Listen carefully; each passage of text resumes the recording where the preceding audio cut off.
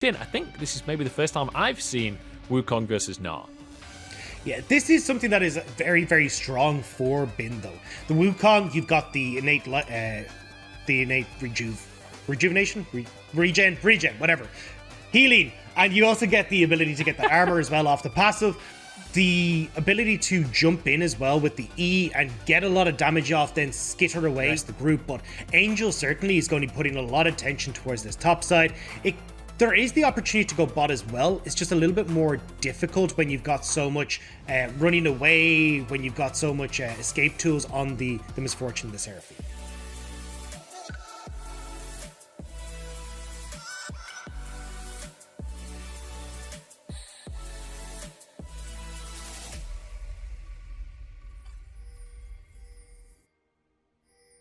Well, welcome to Summoner's Rift, everybody, as we head into our match of the week.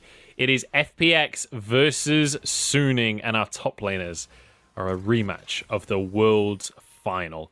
And I will say, the initial match went the way of Nuguri in the end. He hates to get off them, but he needs to have an impact elsewhere, because he can't just stay in this mid lane the whole time. Dragon's going to be started here by Suning. And looks like they should be able to just finish this one off. Bo is just over the wall, but realistically can't contest. Angel is in trouble.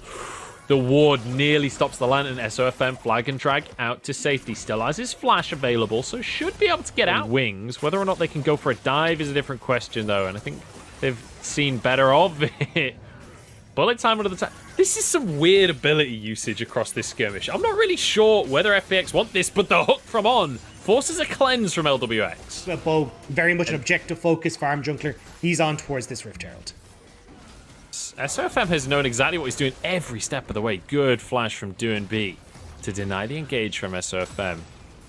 A good little gold card onto Bo as well, who's fairly low on HP, but let's bear in mind this is an Olaf. They're certainly doesn't struggle for sustain. In they go. Bo does get the Herald, but they're jumping straight towards Doan B. The knockup is there. Do they have the damage to finish this one off? Low HP bar, and the red buff finishes the kill. Now Bo trying to escape, but SOFM, he's just waiting for the Ragnarok to go before the flag and drag comes on through. Nuguri over the wall, gets himself out. You know what? Suning are happy with that one. They really, really struggle, but there's been very little pressure on Angel and on Huanfeng, which is kind of the weakness that we were talking about before the game.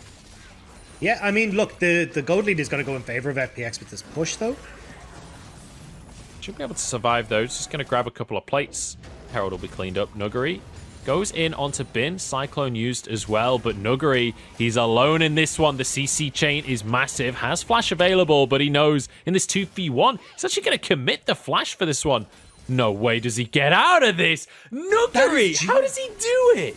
So most people would have flashed over the wall there, like to try and do like the Direst flashes. Looking for those 3 items, but Bo wants to change that fact as he moves into this bottom side and actually gets a flash out from On. Very nicely done from On. Don't think I have time. Because Nuguri's in trouble. Actually, he's not. Because the mid lane priority of Doan B, he can just walk down. Yeah, he's completely fine. Huanfeng now, bullet time under the tower. On is on it, because he pulls his AD carry out to safety. This is going to be a second tower now for FPX. You know, that ancient strength that FPX often showed is in the tempo plays, and that's exactly what we're seeing here. But this is why Nuguri's fit so well in this team. Like, the top side, and as a result, when you had Suning ahead in nearly 57% of their games at 50 minutes in summer, they're now never ahead at any point in time. They've just been really, really set behind. They're third lowest in first blood. They have the lowest first tower rate. It's not a good look, is it? It is not a good look for Suning, and it pains me to say that out loud on broadcast, but there you go. I've said it now. Huanfeng has just lanterned into the enemy team. Forced to flash on that one. On doesn't have his flash available, though. He's taken down. In goes SOFM. They're jumping into this fight one by one. SOFM trying to buy time as Huanfeng does get one kill for himself, but that just is not worth it. It's not worth losing the entire game for the singular kill. Bin does manage to answer at least a little bit, but the Herald's still pushing. This is going to be an inhib, surely.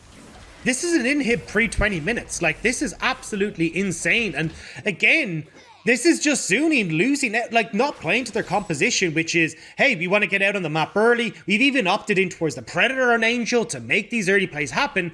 But it's FPX who are making the map plays, the cross map plays, so the fact you're even attempting to do this when FPX are this grouped up death ball is going to be a disaster for you. And don't forget, like, 4-3 on the scoreboard, the lead 3,000 for FPX, and they want to expand that as they just begin the Baron straight off of the bat here.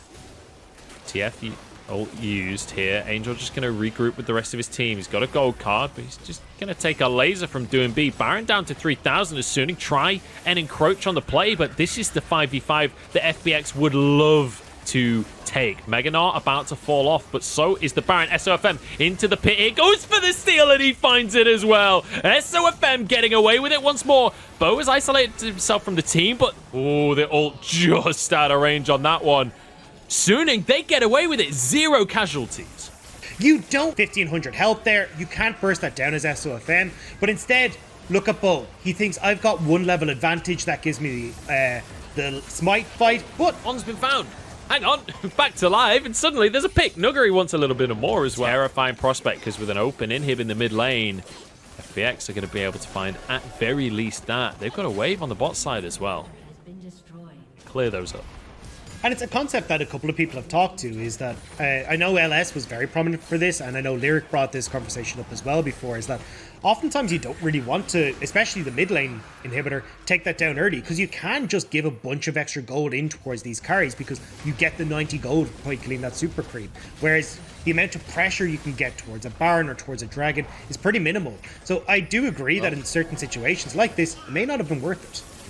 Yeah, might not be worth it anymore for Suning though, because this bot tower is going down. TP from Bin, they want the fight as SOFM's already start things off, but the charm onto Bin denies his engage, denies his knockup, and he's just kicked out the other side of the fight. Can't do anything. Great lantern though, and Suning still surviving for so damn long in these skirmishes.